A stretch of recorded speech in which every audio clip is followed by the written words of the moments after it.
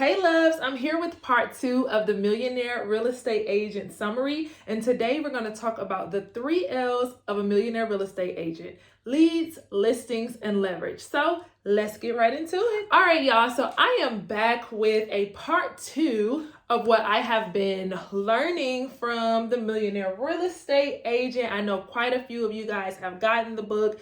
Y'all might be farther along than me, so I would definitely love to hear what you're learning from the book. But this has been just such an amazing book, just to really break down some of the myths that we experience and really some of the ways that we stop ourselves from becoming a millionaire real estate agent. So today, again, as I just said, we're going to dive right into the 3 L's. And so the first one that we are going to talk about is leads. Now, this one should really be easy to kind of talk about. It should be easy to hear. For most of you, you might feel like we really don't need to talk about it because it's the heartbeat of our business. If I don't have leads, there's literally nothing to discuss. Like, there is nothing that is more important than us getting leads. And while that is very true, I kind of want to break down the concept of the leads and getting the leads a little bit deeper. The first thing is that really you have to learn how to generate leads. Sometimes when we get into the business, or when I talk to agents and you feel like, oh, I've made an announcement that I'm a realtor, it's like we feel like business is just somehow going to come to us. And the truth of the matter is that you have to become a master at generating leads. You have to understand, one, that there is really no issue outside of it. You can learn contracts. You can figure out a CRM. Your company probably gives you really every system that you need. Your company probably gives it to you. Your MLS comes through your board. Like, everything that you need to function in the business between your company, your board, your MLS, it's all there. There is no issue. And that's what the book says, outside of getting leads. And sometimes we'll even try to make it seem like the company we're with is so bad, or our mentor isn't showing up, or the market is this and the market is that. Listen, it's all minimal to the point that when you have leads, how your company is doing really doesn't matter. Go somewhere else. If your mentor is showing up or not, it really doesn't matter. Get someone else or find other ways to learn. The market, what the market is doing, it really doesn't matter because there are still closings happening every single day. So when we talk about leads, I want you to think of leads as not just having clients, right? But I want you to think of it from the aspect of, how do I become a master at generating leads? And there is well over 100 plus ways for you to be able to generate leads. That's not what this video is about. Of course, y'all know if y'all want me to do videos directly about generating leads, we definitely can do that. But I'm just talking about becoming that millionaire real estate agent, which is really the focus of the book. And being able to generate leads is so important. I was listening to a training by, I believe it was Grant Cardone, and he was just talking about our efforts, and sometimes we'll put out minimal efforts, but expect maximum results. And you cannot do that. And that's what's killing a lot of us. That's what's killing our confidence. That's what's discouraging us. And that's what's causing us to really revert and go back to a job, or, grab a hold a little tighter to something else that may seem like it's giving us a quicker result. But in your heart, you want to be a successful realtor. You want to be a millionaire real estate agent. So I'm just here again to talk about what I'm learning on this, and where I am in the book is where it was talking about the 3 L's, and that first one is leads. And I wanted to bring out the importance of being able to actually generate leads, because you can get a client tomorrow, let's say from a family member, or you can get a client tomorrow from, you've posted on social media, so someone calls you, but you go through that whole process, you close, and then you're like, now what, right? Or I know some people that have seasons where it's like things are going good, they got a couple of closings, and then that season is over, and you're like, now what? But when you understand the art of generating leads, you understand that this is an everyday concept. Even when I have a client under contract, even when we're going to closing, I tell people all the time, after I've had that buyer consultation, that client to me is old. Not in a sense of my dealing with them, but in my mind. That's a commission already spent. I still got to obviously get to the end, but I'm saying that to say, I need to be turning my attention to having new conversations. I need to be turning my attention to now generating leads. So again, that's what I kind of pulled from that portion of leads being one of the pillars of becoming a millionaire real estate agent, learning how to generate leads and understand if it's minimal effort on generating leads, it's going to be minimal results. If it's massive efforts on generating leads, it's going to be a massive result. So thing number 2, or pillar number 2 in the L's of a millionaire real estate agent is going to be listings. So listings is having the opportunity to represent a seller. Now, I will say something that I've seen happen, and you guys can, of course, talk about your experience. This channel is now called The Growing Realtor because we're all here to grow together. It seems like, and I could be wrong, and it could be how I started. You guys know I started very slow. I started a lot on my own. When you are trained and you go into certain companies, they help you in a different way. But it seems like getting buyers may be a little easier. It may seem a little, simpler to do. So a lot of us will go after buyers. There may be a larger buyer pool than the seller pool, or getting the access to sellers may require a little bit more work. So the way that this company focuses, and I know Gary Keller is the owner of Keller Williams, and so Gary Keller is the author of The Millionaire Real Estate Agent. And so the way that they talk about listings is, one, again, listings give you a lot more opportunity to be in more appointments and have more clients, because once you get that listing listed, now the clients are, coming to you to be able to purchase. But if you're with a buyer, you're going to be out at least, 10 times more because you're doing showings, trying to submit offers, et cetera, et cetera. And so the way that they really talk about listings as well is that listings actually create lead generation opportunities. So remember, L number 1 was leads. We actually need leads. And so with L number 2 being listings, the concept is that if you go after those sellers, go after those seller clients, go after those listings, that will then afford you opportunities to actually lead generate. So let's break that down. What does that look like? You got a buyer. You're out in the field with this buyer, you're showing them properties, you're submitting offers, they're either being approved or they're being denied, and you're still going, or you're headed to closing. You close that one buyer, done deal. Well, you got a listing. From this listing, you're going to do multiple things. One, you're going to have an open house. Make sure y'all check out my number 1 open house video for realtors. You're going to have an open house. What's happening with that open house? Buyers are coming in who don't have agents. So now you've just built relationship with individuals that you can add to your database who could eventually become clients, or who could afford you a dual agency on that particular closing. You're also meeting agents who are coming through. So the open house is opening up more relationships. When you're working with that buyer, you're not necessarily running into other clients at that time. So again, you got the open house, which is bringing clients directly to you from this listing. Also, now you have mailers. You have a reason to mail the community, mail an apartment complex, mail a condo complex, send mailers to individuals out in that area, right there in the neighborhood, right on the same blocks, right? So now you're sending out mailers. And again, whether it's this house or another house, you've now been able to market yourself to others. And it was more of a warm, right? A warm mailer, a warm reason to connect with them, because we don't really like the whole cold calling or the cold where it's like, hey, are you looking to sell? Hey, are you? No, you're mailing saying, hey, I have a house to sell. So for those who are trying to get into that neighborhood, those who are looking to purchase, now you have been able to send that information out to them. And I just said a mailer. It could be all sorts of things, from a mailer to a postcard to a brochure to content on, that property, 4-page sheet outline, all sorts of different things from this one listing. Also, door knocking. Now you have, again, a warm reason to show up at someone's door. And this could be a twofold client opportunity.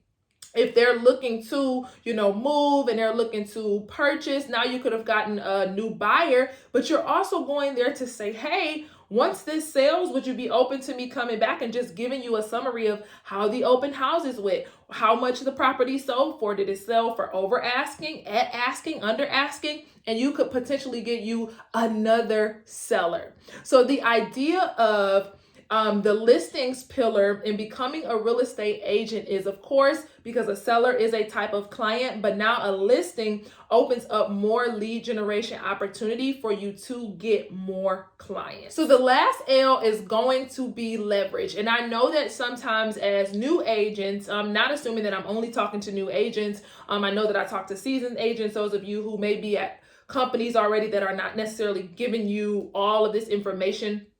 But when you're either, again, a new agent or you're not producing or selling much, you don't think that leverage is important to you, or you don't think it's available to you. And in some instances, I can understand that, because for me as a new agent, I wasn't necessarily trying to go out and get a transaction coordinator. I wasn't trying to pay a showing agent, because I'm trying to get all the money I can for myself, because I'm still trying to build my business. But I really want you guys to really hear how this is really broken down to help you become that millionaire real estate agent.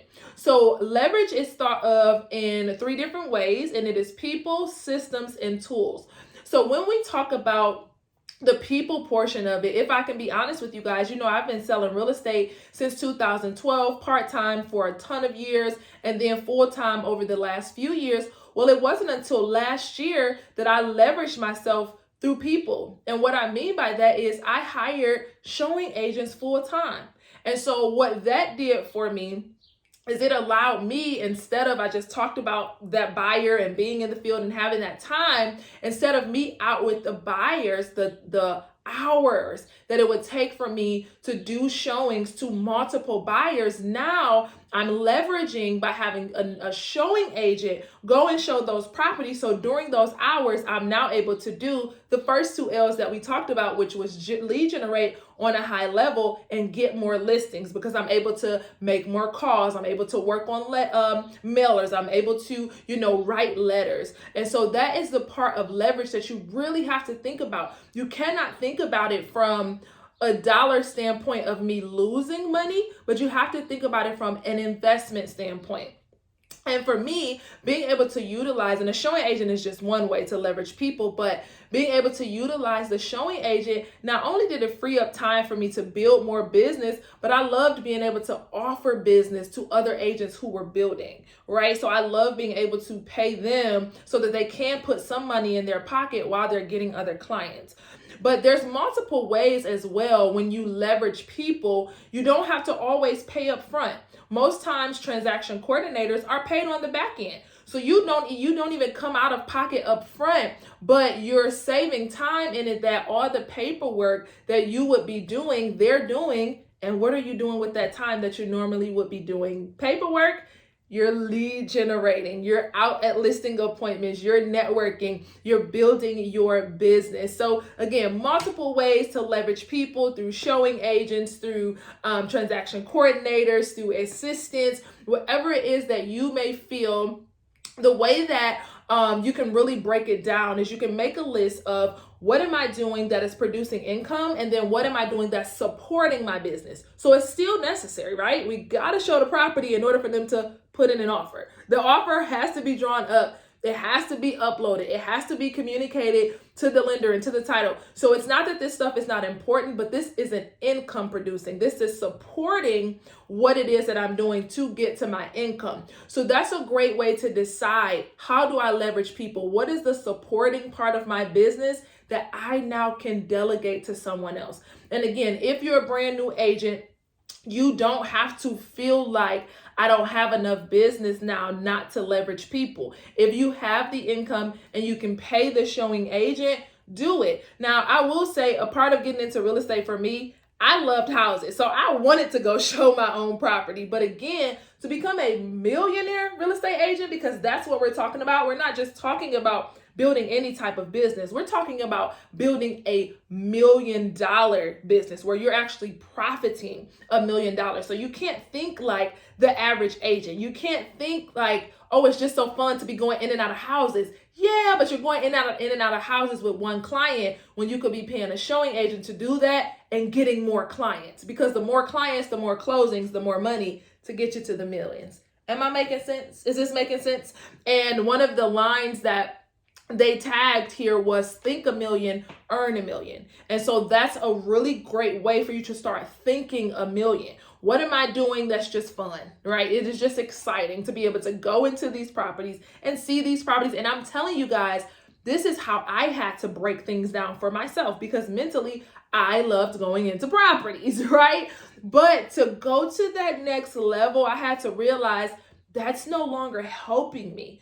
So let me now leverage and allow someone else to do it. Now, some of you may be thinking, well, we got to create content, right? So there may be a time, there may be a specific client, a certain price point where you say, well, if it's this price point, I will tour these properties, I will get my content here, right? So there is a way for you to work through this to where you can still do things like get content, be out in the field. But I'm telling you, to become a millionaire real estate agent, you have to start thinking a million in order to earn a million. And I'm telling you the truth, you are going to have to think different than the typical real estate agent. And now the next part of leverage is going to be systems and tools. So this again is what I kind of talked about a little earlier, that comes through your company or may come through your board, or you may find some that work better for you that are not within your company or not within your board. So let's talk about it.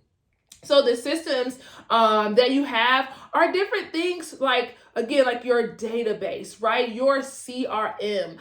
To me, the type of systems that I think about that are really great leverage is things like a cloud stream. So what do I mean by that? When I first started, I wasn't aware of cloud stream. Again, I wasn't trained, I wasn't led. It was just a lot of stuff that didn't happen, that I didn't learn until later down the line. So what I would do every single day, sometimes multiple times a day, I would go in and look through the MLS, and I would be sending these lists to my clients. Do you understand how time consuming that is? Well, CloudStream allows you to set the client up for automation. So as soon as this listing comes on the market that is within their budget, within the desires of, the criteria of what they're looking for, it goes to them automatically. It goes to their email automatically. So if an agent uploaded a property and hit, active at 9 a.m. or at midnight, it's going to automatically go to the client. So do you see how that system now leverages me and the hours that I was spending looking through the listings, trying to send them lists? The automation now gives me back my hours. That's how you want to look at leverage. What will give me back my hours so that I can lead generate on a greater level and get more listings? Is this making sense to y'all? Because as I was reading it, again, I'm an experienced agent. But over time, just like in life, over time, you've been, raised by your grandma or your mom or your dad or a sister, and you've been built up based on their practices, and it's not always the most effective for your right now. So sometimes you have to relearn some of the things that you weren't taught up front. And it's no disrespect, it's no diss, because you made it this far. And so that's what's happening to me in my career. And that's why I'm bringing these things to you guys now, because 10 plus years in is so many things that I'm learning that now that I know, I'm going to leverage them. I'm not going to sit around and be upset. Oh, I wasted all this time. I wish someone would have told me. I wish I had a mentor. No, now that I know, I'm going to apply it to become that millionaire real estate agent, and I'm going to share it with you. So again, the 3 L's of the millionaire real estate agent is 1, lead generate, right? Lead generation, leads. Learn to be a massive and a masterful lead generator. 2 is listings. Get those listings that will ultimately create more lead generation opportunities. And then number 3 is leverage. Leverage with people, tools, and systems, and that will allow you to have more time, and ultimately that will turn into more income. Think a million, Earn a million from the Millionaire Real Estate Agent. Listen, guys, if you enjoyed that video, y'all already know what your girl wants. I want you to like, comment, and subscribe. I didn't say this at the very beginning because I wanted to get right into what we were talking about today. But if this was your first time tuning into my channel, welcome. Thank you so much. Thank you for just engaging with me in that video. I hope that you can tell how excited I am to bring this information to you to help you grow into the realtor of your dreams. I love you guys, and I'll see you in the next video.